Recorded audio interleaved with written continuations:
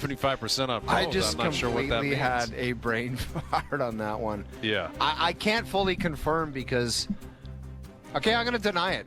I think the Florida says the dream's over as far as keeping everybody. And I actually don't even think it would be that bad of a thing for them to move off of one of the players, because you got to keep freshening things up and doing it differently.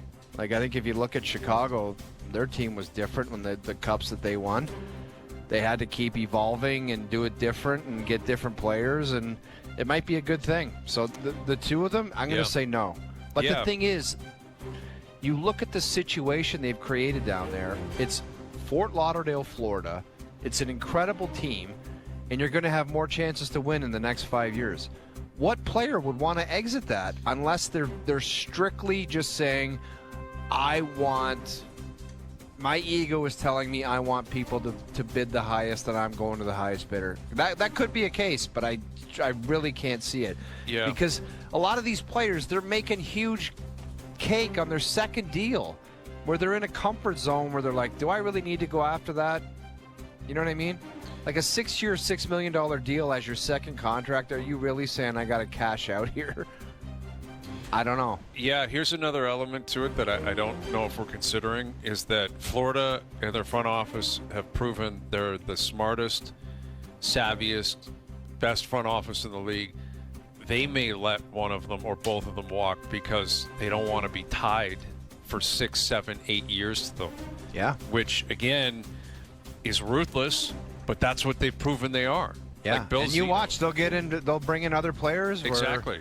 They'll be like, Ekblad, you want to screw around? We got Seth Jones. Like, we're fine. That's why they got him. And like, Forsing's not going anywhere. Mikko's not going anywhere. So at a minimum, now I will say there could be a Tampa connection with McDonough where they've moved off McDonough, and then a year or two later, they're like, we got to get him back. Like, that might be something that happens with Ekblad, where they move off him and realize, man, we shouldn't have done that.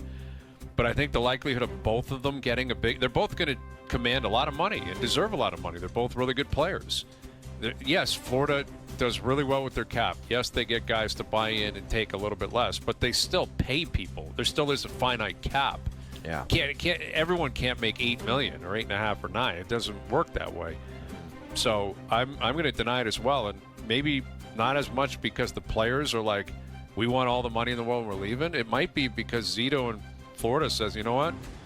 I don't want to be attached to that guy for 8 years. We just won 2 cups back to back, and we're going to just try to do it a little bit different. Right. Because, like, the luxury they have is, let's say both those guys leave.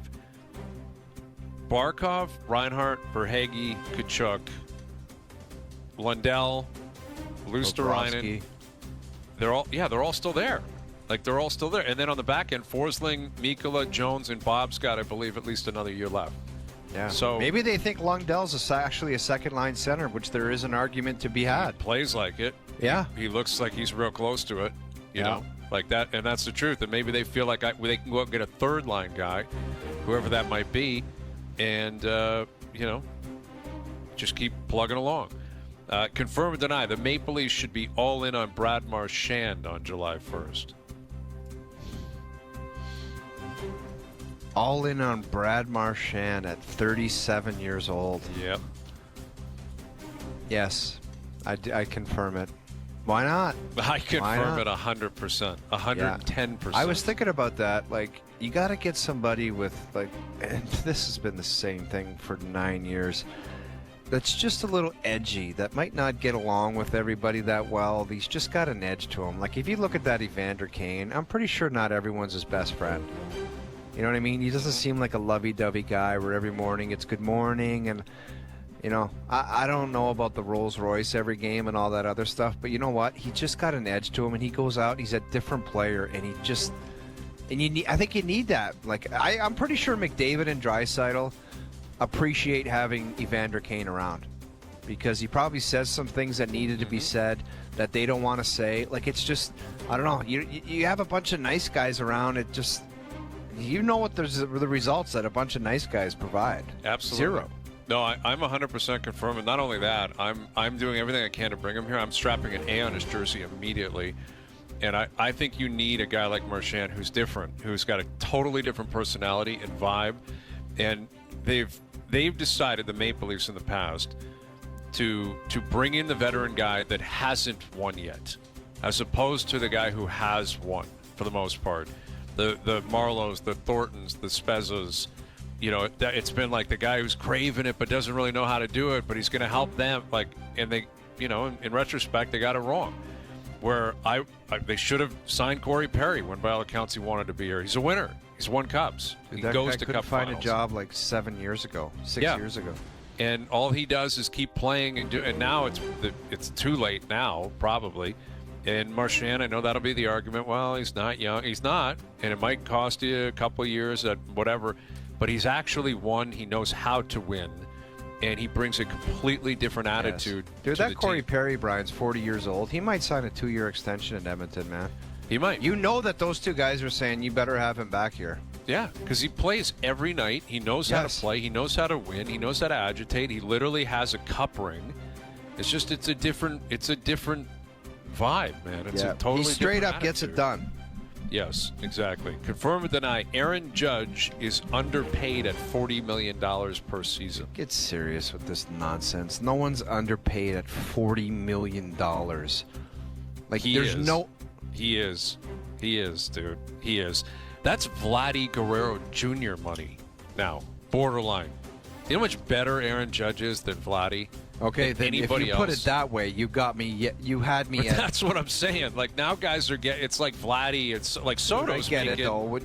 There's a guy driving in his car right now. That's just got a muffler falling off and his pants are ripped, and he's like underpaid at $40 million. I get it. It's relative. I understand that. I know it, but we're talking sports. We're talking baseball.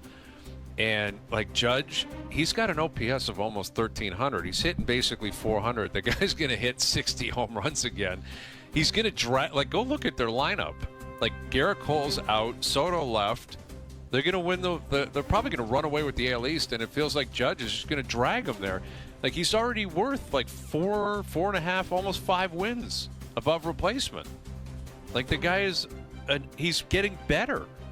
It's incredible. And yes, it sounds insane to say that $40 million is underpaid, but Vladdy that's Vladdy money, man. Like, Vladdy Guerrero Jr. and Aaron Judge are in the same deal? tax like bracket. 500-600. He signed a 9-year, $40 million for $360 total. I think it was. Oh my God! But that's what I'm saying. $360 total. Yeah, imagine if it was 2 years later, after like a 60. Like, he would be. Yeah, like if he was the in original the class, Ohtani deal. Yes. Would have been $700 million or something. Like, he's getting less than half of Soto. Yes, Soto was younger. You know, Soto decided to leave. Judge didn't. But, man. All right, confirm or deny, there is no clear-cut Conn Smythe favorite on the Florida Panthers. Do you have a clear-cut Conn Smythe favorite in Florida right now? Yeah, it's Sam Bennett. Confirm it. I'll confirm it's Sam Bennett. Isn't he leading all the playoffs in scoring? He is. Yeah, well, no, now it's like McDavid and all, but he's leading them in scoring.